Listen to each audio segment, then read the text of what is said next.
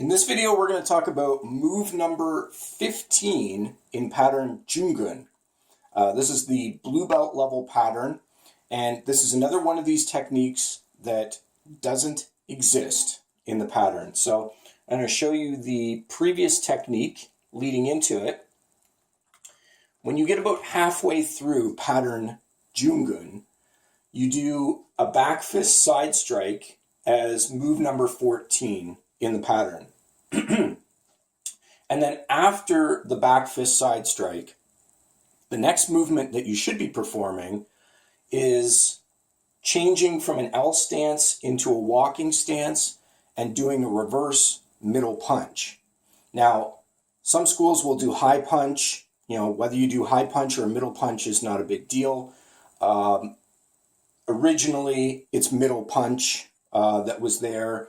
At some point, it got changed later on to a high punch, but I think it's better to change levels. So you go to the head with the back fist side strike, and then you step over and you do the middle punch as the second technique. That's changing levels. That gives you maximum reach to hit the opponent with a follow-up attack. But that's not the important point, whether you do middle punch or high punch here. The fact is, what you should be doing is going right from the back fist side strike into the punch, reverse punch. There's no intermediate movement here. So what the modern books like to talk about here is they talk about this releasing motion where you drop your hand down. So it simply says twist the fist counterclockwise until the back fist faces downward while you're forming a walking stance. So if you do this technique, you've actually taken all the power out of your reverse punch because he hasn't started the punch yet. So he's done this releasing technique where here you can see the transition step. So he's going from L stance and then he's transitioning over to walking stance, but he hasn't thrown the punch yet. So look here, you can see the reason that they give behind this faulty application. Like I said, this doesn't exist. So here they're showing an opponent grabbing his wrist, and they're showing that he's breaking out of the wrist grab by pulling his hand downward like this. That doesn't work.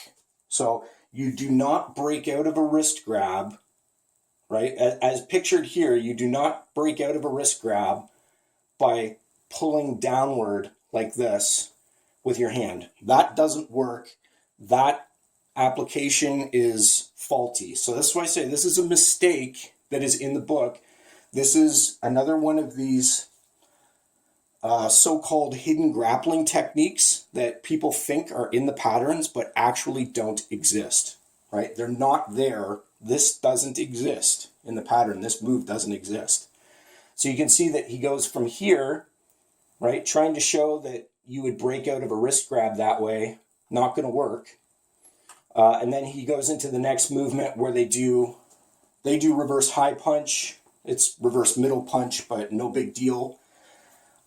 The idea here, and where I think this probably came from, is with the introduction of their sine wave stepping, as they've called it, what they've introduced there, how they don't generate power with their punches the way it was traditionally done. So they've made modifications in the way that they step that we don't do. So we don't perform this so-called sine wave stepping where you go down, up, down. We go up, down before every technique. So it's still a wave if you want to consider it a wave. We're just not taking it so literally that we're going down, up, down, because that telegraphs your movements.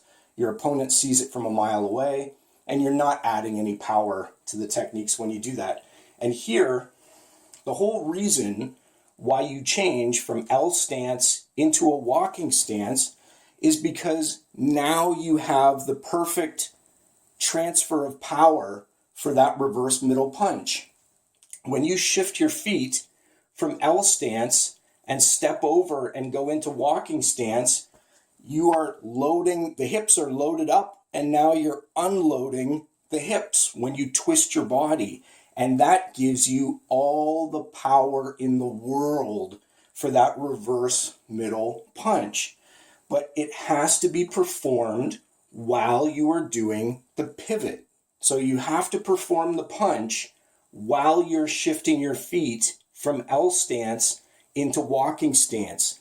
You can't shift your feet into walking stance, do this technique here, and then throw the reverse middle punch. You've lost all of the power on that technique.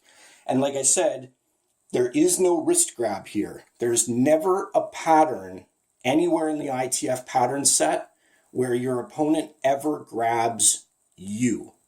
There are only techniques where you are grabbing your opponent, typically grabbing their head, and then striking them either with a punch or striking them with the knee. But there is never a time where your opponent is grabbing you in the ITF pattern set. It simply doesn't happen. There are, the original style Taekwondo, there are no grappling releases or grappling escapes. It simply isn't there, isn't happening. So they put this technique in. So you see this in some of the later books, and it dates back quite some time, but they talk about dropping the wrist down here to break out of a grab. And in fact, the best way to break out of a wrist grab, like they're showing here, is actually to pull your hand in this direction and then do the middle punch. So in other words, to make the movement that you're going to make anyway when you do reverse middle punch, that movement gives you the perfect wrist escape for free.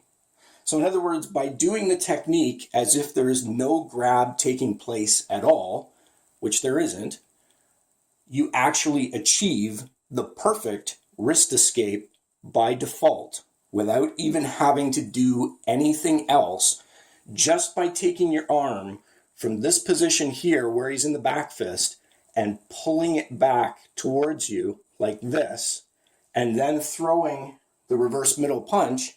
You've achieved the perfect wrist escape. You can't do any better than that. Period. So this technique here, like I said, this is a broken technique. This will not get you out of a wrist escape as it is described there. The only way you can break out from this wrist escape, if somebody's grabbing you like this, is to bend the hand over this way. Pull it back towards your body, which you're going to do anyway when you throw reverse middle punch.